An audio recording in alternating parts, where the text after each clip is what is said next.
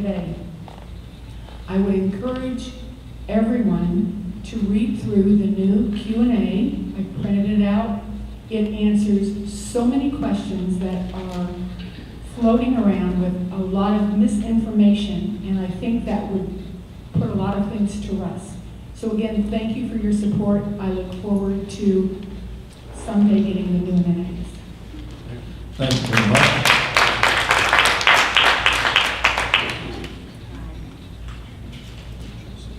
A. Luther, 267 New River Drive. I am for the HOA moving forward and for the bond, but I would like to encourage the board to negotiate and possibly get some more money put in our reserve for the roads and road replacement. We were in another community and it raised we had to replace all of our roads because we didn't have proper funding, and we had to put out $4,000 of our own money to get our roads replaced. It's a big expense, so maybe AV would consider doing that. Can I just clarify, the roads are run by the HOA? Owned by the CDD HOA. has nothing to do with the roads. And there are reserves for the roads too. Right. It's under the HOA and there's reserve funding for all the roads within Solivita. So they won't have to pull it out of the CDD It has funding. nothing to do with So two separate agencies. Okay, Yeah, thank two you. separate agencies.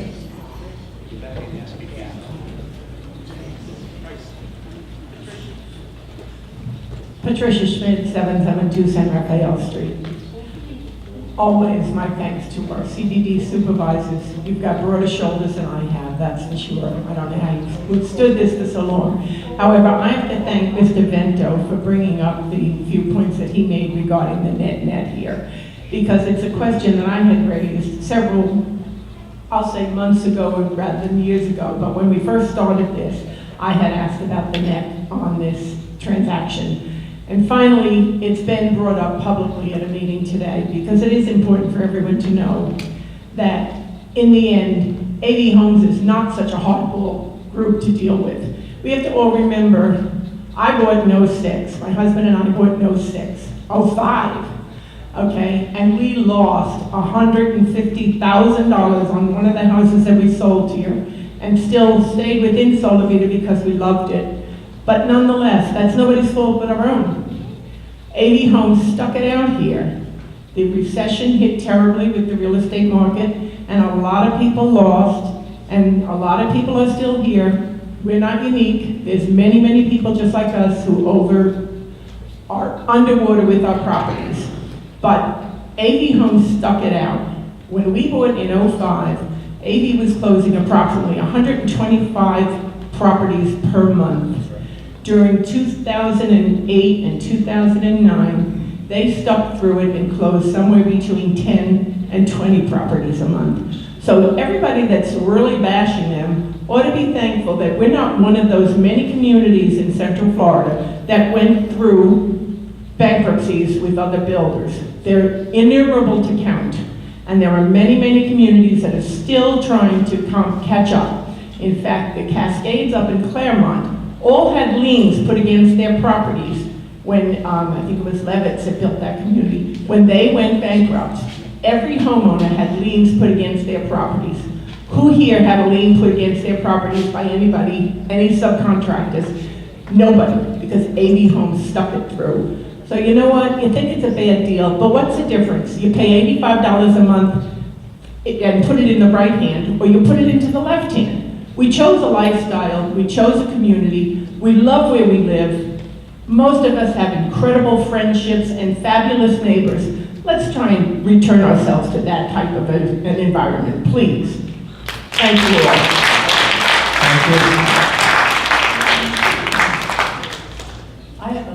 Cindy Clauser again, 440 Delaware Way.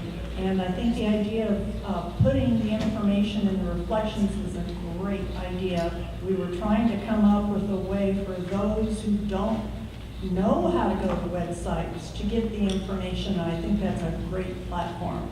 I wanted to ask if there is a way to put a map or to tell people to look on their tax documents to determine if they live in the Poinciana CDD or the CDD West, That would be so helpful with voting in November. I believe the answer to that is if you're 1 through 6, your PCDD, 7 and above is not. That's PWCDD. Is that correct, guys? I believe that's correct. If you make that statement in the Yeah. article, that'd be wonderful. Phases 1 through 6 are in the Poinciana CDD, and phase 7 is in the Poinciana West CDD. But on your tax bill, it's all They would know. On your tax bill, it It says should say Poinciana West or Poinciana. Right about on the tax bill. Right. you're not on your arms. Hi, I'm Neil Ray, 249 Bay Drive. I talk pretty loud, I may not even need it. Okay, now it's on. My question is about the new amenities. It seems like you guys do have some responsibilities toward it. I saw the renderings to the theater. Whoever did the renderings obviously doesn't really know much about theaters when you put offices in theaters instead of dressing rooms. But at any rate, I do a lot of the shows here at Solivita, as many of you do know. And I'm hearing that the theater will only be 600 seats. If this is true, it's much too small. TBD. Nothing is set in concrete right now. Well, what are you looking at? Well, We're waiting to finish so we'll know how much money we have. Well, that's great. I just say, I fit 500 people in here now. Neil, It goes like we said, we went through one iteration of what the amenities Okay. should look like. Well, I'm just giving my opinion, which is a good opinion because I deal with this stuff. So the next iteration we go through, maybe you'll be on the resident committee. I get involved. Well, I'd like to. I wanted to be on the first one. That's fine. All right, thank you. Wanting my spiel, and thanks for doing a good job. Thanks, Neil.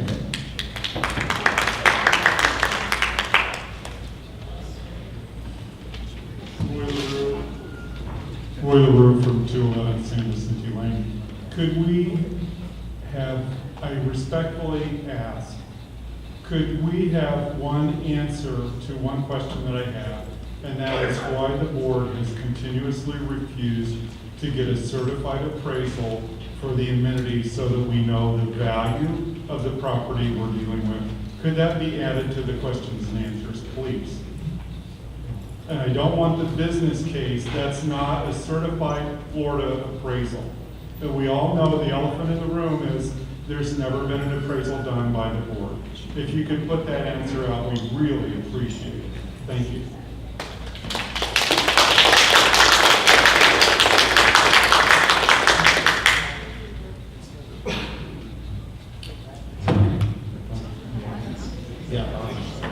All right, done. Thank you. We'll close that close that general audience comments period. Is this quick?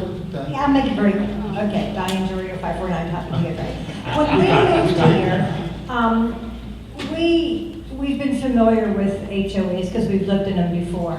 So we asked the obvious question from our 80 Homes Realtor representative, what happens when the 80 Homes bills out? Back then it was Avatar. They said when they're 90% built out, they would be turned over to us. HOA. I'm sorry, I apologize. The amenities, no, I'm sorry, the amenities. No. No. Yeah, listen, I asked about the amenities because we went on this big tour, saw all the beautiful amenities. We're not responsible for what sales tells you, ma'am. But what I'm trying to say is we were told by AV Homes representatives, this would be turned over to us. Had anybody in this room known we have $17,000 worth of liens put on our homes, would we have bought here? I don't think so. I mean, we love it. We've bought 2 houses here in Solivita. We do love it. And I don't like to be villainized because I feel like we're paying too much. I want amenities just like everybody else. But right now, we don't even know what amenities we're going to be getting. Thank you very much.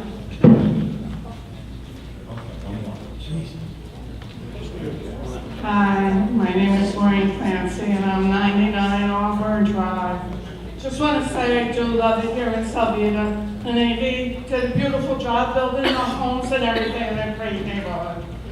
I just don't understand. I've only been here a year, and we fell in love with the place, never knowing that it just wanted to get bigger and bigger.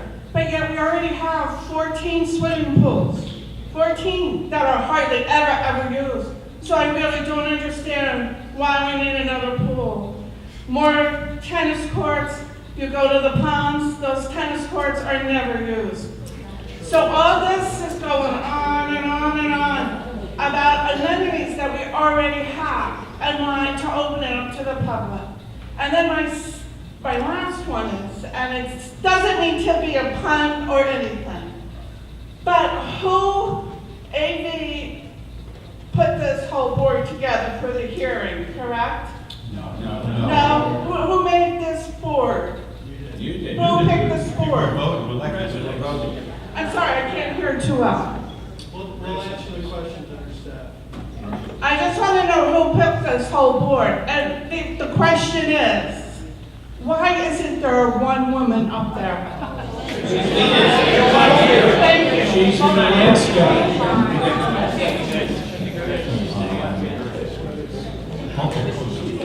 All right, that's the end of that. Next is other business, Poinciana CDD. Can't even get out what I want. Any other business? No? Okay, staff reports, attorney. Yeah, I'm gonna kind of run through the questions and answers pretty quick, if that's what the board wants me to do. I was keeping track of Mike, it. please.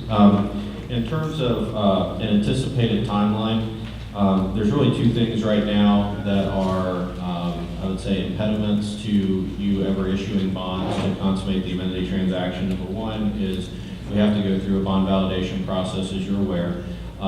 We have a procedural hearing in the end of October, and that's just really to talk about with the judge, what's going to be involved in the bond validation trial when it gets scheduled at some point. So I don't anticipate, given that we have to have that hearing and then we have to have a period of discovery, I don't anticipate we'll have a bond validation trial until after the first of the year with the holidays.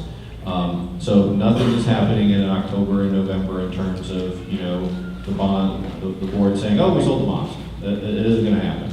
The second thing that's affecting the timeline is the class action. Again, the districts are not a party to that. However, some of the issues that are at stake in the class action can affect our ability to market the bonds, in that bondholders want to know when they invest in a community that there's no litigation that's pending that could have any impact on their investment. And so that class action has to play out, and that could last a short period of time. It could last many, many years. So we don't know. So long and short of it is nothing dramatic is going to be happening in the next 60 days. So I do want to address this question of, just stop everything now. And while that sounds, I guess, appealing to some, a couple things about that. Number one is bond validation does not require you to issue bonds. It only gives you the ability and the authority to do so. It's kind of like when we went to the county and we said, will you give us recreation powers because we may want to purchase some amenities or build some amenities. We go to the county, we get that approval, and that way we're, prepared, if you guys pull the trigger on this, to go ahead and do this. Bond validation is the same way. Second issue is, as I've heard, we're in favor of it, we just don't like the price. So the price should be less. Well, guess what? If you pay $50 million, if you pay $40 million, if you pay $10 million, you still have to go through a bond validation procedure to issue the bonds for those amounts. So again, stopping that now doesn't even make sense to the people who are saying it should be a lower price, because you want the ability to do that. And if we go in and validate at $102 million, which is what we're at right now, we have the ability to sell $10 million in bonds. And then we've got an ability to do another $90 million in the future if we want to do something different. So again, it's all about creating the flexibility for us to be able to issue the bonds. The second thing is you heard mention of a government bond. This is not a government bond. We're not borrowing money from the federal government. What we're doing is we would be issuing a bond. It's typically bought by institutional investors, your big investment houses, things like that. And it's a tax-free bond. And because we can get a better interest rate, a lower interest rate from the investors if their earnings are tax-free. So it's a tax-exempt bond. You can do taxable bonds, but it's going to cost you more. And so that's, I want to make sure that it's not a government bond we're talking about. In terms of the public access issue, this board has already gone through a hearing where you set the non-resident user fee. I think it was at least $4,000 for anybody, and that was a very well-reasoned amount based on what people pay that are here in terms of their different assessments and things like that. And so that's already in place. I will tell you, we have communities that have fees that are a lot less than that, and nobody joins. And you saw the statistics in terms of the number of outside users that use CDD facilities and pay the annual user rates, and I think George would tell you the same thing. It's not appealing to outside folks. Can I jump in for a second? I have the statistic on that. We polled 60 CDDs across the state, and there was one that had 5 or 6 people come in, and that's only because they had a swim meet there, and that's the only reason we didn't have anybody come in the first place. So that's a new deal. Mike, I think the resident's concerned, I think she said that she felt that maybe the government could overturn that for some reason to say we're being arbitrary. That, in your opinion, that's not the case, correct?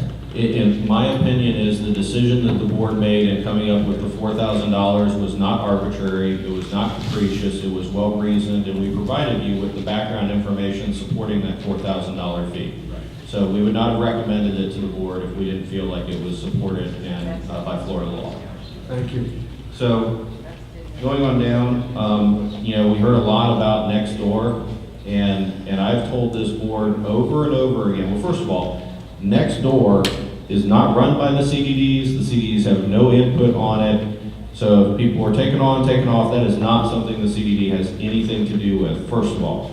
Second of all, I've told this board that social media postings by board members is a terrible way to govern for 2 reasons. Number one is because it creates the potential for a sunshine law violation. So if I have one board member that says, I think we should do on a posting a 600-seat amenity, and another board member that says, oh, I see what you're saying, but I think we should do a 700-seat amenity, that could be a sunshine law violation. So the dynamic that creates is that, one, the first board member to post is the only one that gets to post. Because nobody else can respond because it's a sunshine law violation. And it's not a sunshine law violation until a second board member responds. And so when a board member posts something, there's no ability through the social media for other board members to refute it or to give a different opinion. The only place that they can do that is here in these meetings. And so the dynamic that creates on a board where you have an individual board member who can take all the oxygen out of the room, and Florida law prohibits other people from posting contrary opinions on those issues, it's a very destructive dynamic to create civility and respect among board members. So my advice to my boards, every one of them, is stay off social media, have your discussions in the meetings, and move on from there. But social media is a terrible way to govern, and if you ask George, in all my communities, the ones that have had the hardest issues to deal with have all been fueled by social media. So the other issue, the golf course issue, that was brought up, again, I would just say that there's a whole process you have to go through with the county to rezone lands to different uses and things like that, and there's lots of public input in terms of that. I will say that the bond investors do not like golf courses. They've not had a good track record with golf courses. And so if you had included the golf course within this deal, you certainly, I think, would be looking at paying a higher interest rate on your bonds and higher assessments to be able to deal with that. And again, then you have the issue of, is it a profitable golf course, is it not? And if it's not profitable, where do you make up those funds? Is that by assessing residents? So it's a very sticky issue there. Again, it was explained by Supervisor Geisowich. I appreciate that about the $50,000. The current contract is not 5% for the construction management fee. That was changed. And I appreciate your help with that. And then finally, the $102 million number that was floated around, that's the amount of our bond validation. That's just the amount of what we're asking the board, over the lifetime of the district, can we issue up to $102 million? And if we have to go over that someday, like 10 years from now, we should go back to the board and say, can we do another $10 million? So that's not a contract amount with AV homes. And Mike, can I just say something at that point? Yeah, that was done so we wouldn't have to go through all the expense if we own these facilities to go for another bond issue, which is very expensive. That's correct. So if we sold 95 million in bonds, and 5 years from now we wanted to build like a new tennis facility or something like that, we could go do a $2 million bond issue and we wouldn't have to go back to the court. We'd already have the authority to do that. The next thing is the discussion about the negotiations. Those are ongoing. Those will be with your Latham, Schuker, and Jan Carpenter's firm. And I think you guys will be very happy. They're two capable firms that you have before you. And then in terms of who picked the board, this board is entirely comprised of residents of Solivita. In the very beginning, the board was comprised of employees of Avatar. And that's how the statute works. Once you get to 6 years and 250 voters, then it starts to transition over to resident control, and that's kind of a slow process. But the board members that are here today, as far as I know, have either been appointed by the other board members or they've gone through an election process. And I don't know if there's anybody here that was appointed by in a landowner's election at this point in time. I'm not aware of that. I think maybe Mr. Rosenberg might have been the last one. And further, Yeah, but you may have been in different seats. and further to that point, you've got two boards here, each has 5 members. We have two people absent, and they happen to be women. So there are women represented on these boards, but they're public officials, just like city commissioners, county commissioners, school board members. They have to go through the same process or a similar process to qualify to run for these seats. And when you go to the polls the first Tuesday in November on an even numbered year, you're going to see Poinciana seat number, whatever, Poinciana seat. This year there's 3 seats up in Poinciana and 2 up in Poinciana West. And they're elected just like you elect your county commissioners, the governor, etc. So they are residents, they're full-time residents registered to vote within Solivita.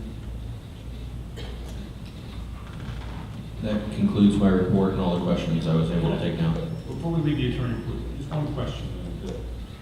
I saw that one ruling that said the court had approved sanctions against the class action, the folks that initiated the class action. I'm not sure I understand what that means. In the first class action case, there were multiple attempts by the attorneys for Brenda Taylor and Bill Mann to subpoena and get documents and get depositions of Avatar representatives. That happened multiple times. At some point in the court, each time said that's irrelevant to a bond validation. On the last time it was requested, the court said an order saying, no, you can't do that, and now there is a dispute, which doesn't involve the district, between the attorney for Brenda Taylor and Bill Mann and Avatar and AV Homes in terms of AV Homes believes that the judge issued sanctions in an amount to be determined later against the legal counsel for Taylor and Mann. Legal counsel for Taylor and Mann says no sanctions were ordered and I shouldn't be sanctioned. And so that's the dispute that they're fighting about. And so they're spending probably tens of thousands of dollars fighting about a $6,000 attorney fee bill. So the district is not involved in that. There has not been a decision on that, but as soon as there is, I'll report it to the board, because that is a case that we are involved in. It's just not, that's not our skirmish, that's up for later. Thank you for that clarification. Okay. Move on to our engineer's report. I'll make this real easy. I don't have anything that requires board action today.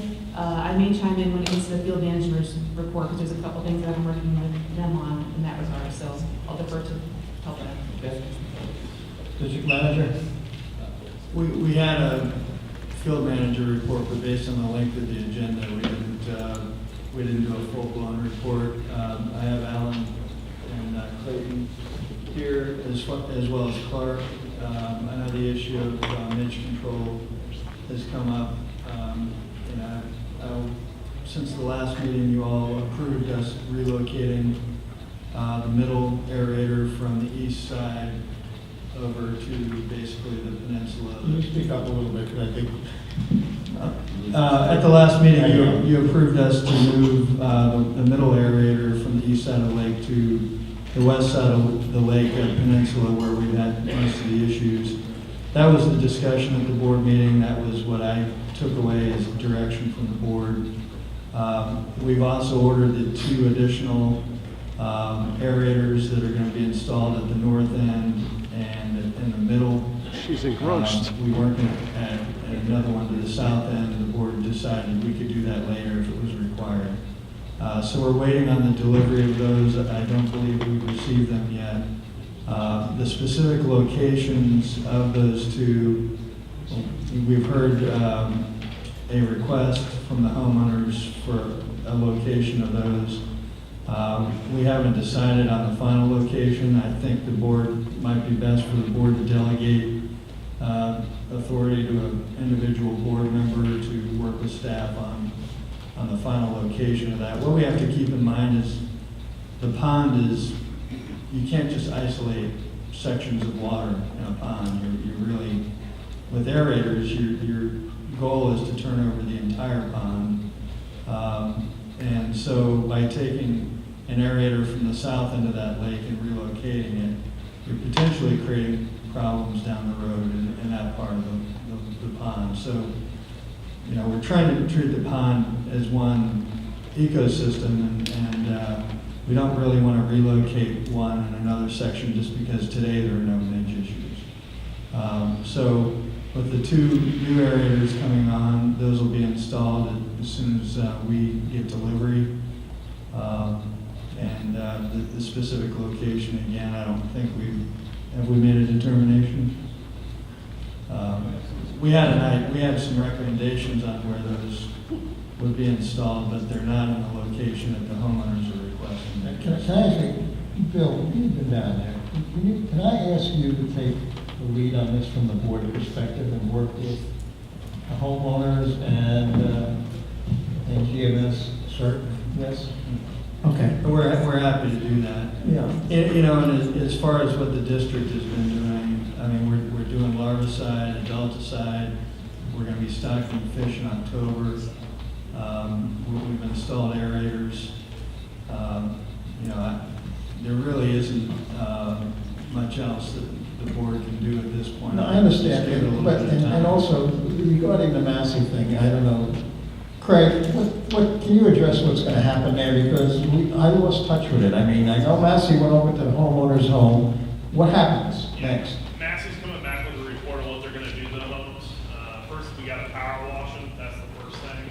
Then come back with a treatment. I'm going over after this meeting, I'm meeting with Tyler going over those homes. So that's where I'm headed to right after I get out of this. But Massey will come back with a treatment schedule for those homes, and then we'll provide that information to you guys. Provide the information that rings of you're not taking care of it. Yeah, basically, we're waiting on number 1, Massey to come back with their plan of basically taking care of those homes. But the biggest thing is first power washing the homes to take care of the homes that have been affected by that nationwide. So we will have, Bob, I will say this, by, I say the end of this week, those homeowners will know a schedule of when everything's gonna be completed. Okay.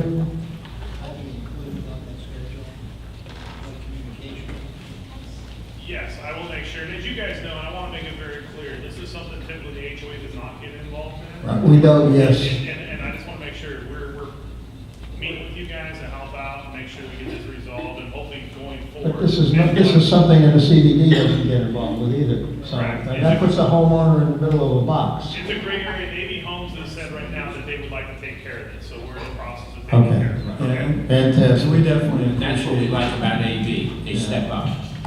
we appreciate the partnership and you guys stepping up to help in that regard, because we're limited on private property, what we can do. Yeah. But if you want to just make it easy on you, if you want to send it to me, I can make sure the board is aware rather than having to send information and individual board members. I can make sure Bill gets the information. I will make sure Tyler Hill says. Thank you. Okay. We okay, Robinson? Bill? Go ahead. When the new aerators going to be coming in? The ones that are going to ones you ordered?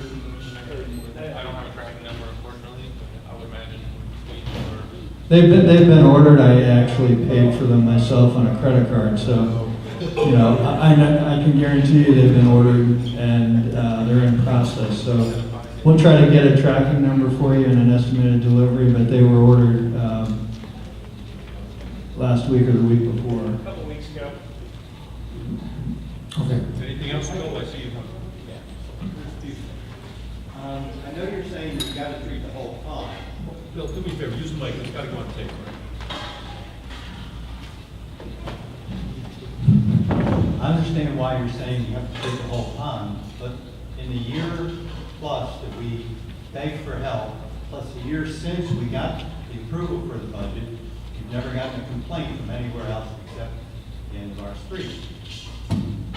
There is no problem down the south end of the pond, and I still don't understand why, to get instant relief, we can't take the two aerators that are fighting a problem that isn't there, and put them where there is a problem. Your term instant relief is, I don't know where you got that from. Aerators are not an It's instant. not instant relief. It's When they first turned those aerators on, the smell coming out of that pond was unbelievable. You walk, if you're familiar with the Jersey Shore, when it's low tide and it stinks like hell, that's exactly what it smells like. It's churning up that sludge that's in the bottom of the pond. We just, you know, it would take 2 days to pick up those two aerators from the other side of the lake and the south end of the lake, the pond, and bring them up to either side of a mouth feed. And I think you'd see relief within weeks. The aerator that was put on our side recently was working well. It had a little glitch in the beginning, but once they fixed that, we had some nice sunny days where we were getting a full 6 hours or so worth of aeration. Since then, we've had at least a week where it clouds up in the middle of the morning and it's cloudy all afternoon, and things run about 2 hours a day. But we saw, Robinson, I think, everybody, there's only 3 of us here that are affected, but we saw, I'd say, instant relief. Okay, good, okay. Since then, that picture I just showed you, or gave to you, is we're back to where we were a year ago before this process started. Okay. We're looking for some sort of relief. You know, if 2 days worth of time and effort to move those aerators up to our end of the pond, Okay. you know, Bill, how much Bill's expense? gonna work with, Bill's gonna work with you on that, okay? Do the best you can. Thank you. Okay. Where are we? Field manager. Uh-oh. Yeah, Can I ask a question about that? About aerators? Yes, and other areas that have midges. Rosalie Soames, 1331 Bonita Canyon Drive. We're on a pond, and we have the same problem. Do you have spider issues? No. Okay, this is what we're, this is the thing Oh, we're it's trying to spider? I address. thought it was midges. Well, it's a combination, so. Oh, okay. That is a number one worst we've ever seen, so I have measures too, so. Yeah, Rosalie, this is meant to be a trial. Right. See if it's successful, and then what are we gonna do throughout the community where there's other issues? Thank you. Okay. All right. George, is there anything else? Can I make a comment? I had my hand up waiting. But I just want to say that, you know, I appreciate what the board is doing and stuff like that, but some of these are personal issues. 316 New River Drive, you can't even see out my back porch. And I just figured that's part of living. With midgets? Midgets. You go to my house now, you cannot see it. What street are you on, what street? 316 New River Drive. And at certain days, you can't even go out without the front porch without waving them out. Peter, you heard of this? Thank you. Okay. Have you put your complaint into Clark? No, because I just thought it was, being born and raised here, I thought it was part of the. What's your issue? The only complaint I ever had was to that gentleman there on green shirt was, is that I got these big giant palms, dropping their palms. See that man over in my there? cars. Go talk to that man right there. Thank you. Okay. Good. On the next meeting date, I just want to clarify that the boards do intend to cancel the September 19th meeting. September? No, the September regular meeting, the regular meeting this month. Oh, yeah. I just wanted to confirm that that would be, Now the I think it's the October, 19th. now we're talking about the October joint meeting, right? I don't think there's enough items on the agenda to really, Yeah, so let's Yeah. be real clear, we have a September meeting that was in your annual schedule, we're canceling that, we're Yeah. doing away with that. We did what we needed to do today for that. The other second issue is George, and it's just that we have an October meeting scheduled, and again, we don't, at this point in time, I don't have anything, and George, correct me if you think we do, but I don't have anything to bring to the board's attention, I won't have anything to bring to the board's attention, so that meeting may be canceled as well, but I'll defer to George to make that decision. and I'm okay with that. I don't think we need to spend the money if there's not enough issues. Well, right now, the assumption will be that we will cancel the October meeting if in fact we have no agenda items to discuss. Correct. Okay. Poinciana CDD is okay with canceling October. So it's Poinciana. That's correct. Consider it. Hold the date just in case. That's correct.